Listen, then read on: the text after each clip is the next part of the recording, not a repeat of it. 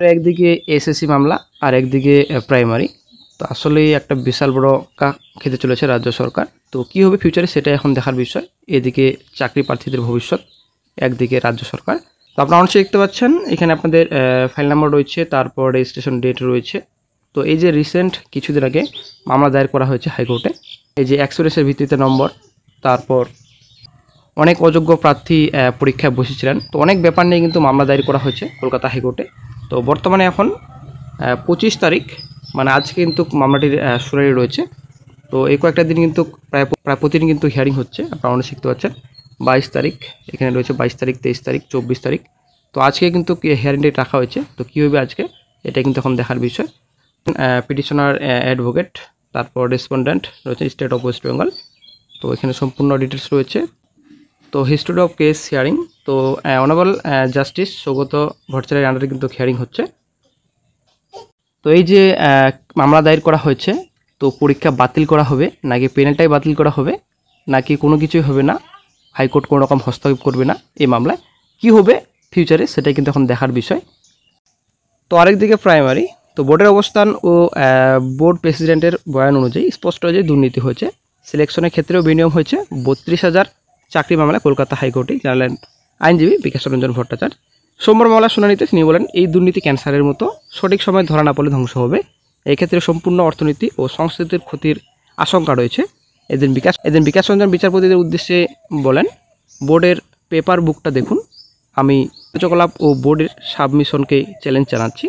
14 September 2016 ফলাফল প্রকাশ, merit list বা score card কাউকে দেওয়া হয়নি। 26 সেপ্টেম্বর 2016 নোটিশ প্রকাশিত হয় 32,000 শূন্যপদের নিয়োগের। ওই নোটিশে মেরিট প্রার্থীদের নিয়োগের কথা বলা হয়। কোনো panel merit list, rank, categorical merit list প্রকাশিত হয়। বিকাশ বলেন, সেই তালিকা জনসমক্ষে আনা হয়নি।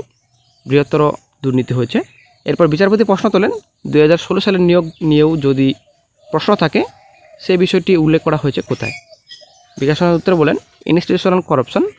26 সেপ্টেম্বর এর নোটিশ অনুযায়ী আবেদনকারীদের নিয়োগ করা দরকার ছিল। একাংশ অপরিচিতদের সঙ্গে বিনিয়োগ হয়েছে। সিস্টেমের পবিত্রতা বজায় রাখা দরকার, এটা সিস্টেমেটিক ফ্রড। প্যানেলে না থেকেও একাংশ প্রার্থীকে ডাকা হয়েছিল। একজন বিধায়কের নাম উঠেছিল যিনি প্রার্থীদের থেকে টাকা নিয়েছিলেন। তো এটা কিন্তু প্রাতিষ্ঠানিক দুর্নীতি। আবারও কিন্তু বলছেন কোর্টে আইনজীবী বিকাশ রঞ্জন স্যার। তো বিকাশ রঞ্জন আরও বললেন, বিধায়ক সাংসদেরাও এই দুর্নীতিতে জড়িত বলে উল্লেখ করেছেন আবেদনকারী। এটা অসাংবিধানিক। র্যাঙ্ক জাম্পিং কতজন ছিল তা প্রকাশ করা হোক। 24 আগস্ট 2022 বোর্ডের প্রেসিডেন্ট নিজের দায় ছেড়ে ফেলেন। কোনো ভুল ব্যক্তিগত সিদ্ধান্তের ভিত্তিতে হতে পারে না। বোর্ড কিছু পদক্ষেপ নিয়েছিল, তা নিয়ে সংশয় রয়েছে। 2023 সালে আদালত নির্দেশ দেয় ইন্টারভিউয়ারদের প্রকাশ করতে, বোর্ডের কাছে তা ছিল না বলে দাবি করেন বিকাশ রঞ্জন। তিনি বলেন, রাজ্য যদি গ্রহণযোগ্যতা নিয়ে প্রশ্ন তোলে তাহলে ট্রান্সপারেন্সি নিয়ে প্রশ্ন ওঠে। রাজ্য সরকার কখনো নম্বর, প্যানেল, মেরিট লিস্ট, র্যাঙ্ক জনসম্মুখে প্রকাশের বিষয়ে ভাবেনি। যেখানে দুর্নীতির অভিযোগ রয়েছে সেখানে কর্তৃপক্ষ বলছে আদালত নির্দেশ দিলে তবেই তারা উত্তর দেবে। আরটিআই করা হয়েছিল।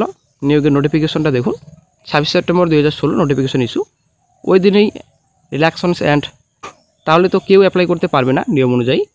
বিকাশ বলেন, শুধুমাত্র টাকার আদান প্রদানেই দুর্নীতি নয়, বোর্ড সিলেকশন কমিটি গঠন করবে যারা বোর্ড প্যানেল তৈরির দায়িত্বে থাকবে। এগুলো কিছুই হয়নি। সিলেকশন কমিটি এখন ভ্যানিশ। বোর্ড তার হলফনামা জানিয়েছে এটা জেলাভিত্তিক নিয়োগ, জেলা কাউন্সিলের দায়িত্ব পালন করেছে। পাবলিক এমপ্লয়মেন্ট হলে বোর্ডকে আরও দায়িত্বশীল হতে হয়। বোর্ড নিজস্ব রুলই অনুসরণ করেনি। একজনও মেরিট জাম্পিং থাকলেও তার সামনে আসা প্রয়োজন।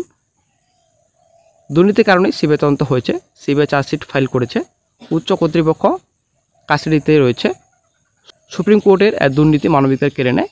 মানুষ তার কনফিডেন্স হারিয়ে ফেলবে। এর ফলে দুর্নীতি ক্যান্সারের মতো, সঠিক সময় ধরা না পড়লে ধ্বংস হবে। এক্ষেত্রেও সম্পূর্ণ অর্থনীতি ও সংস্কৃতির ক্ষতির আশঙ্কা রয়েছে। 29 অক্টোবর মামলার পরবর্তী শুনানি।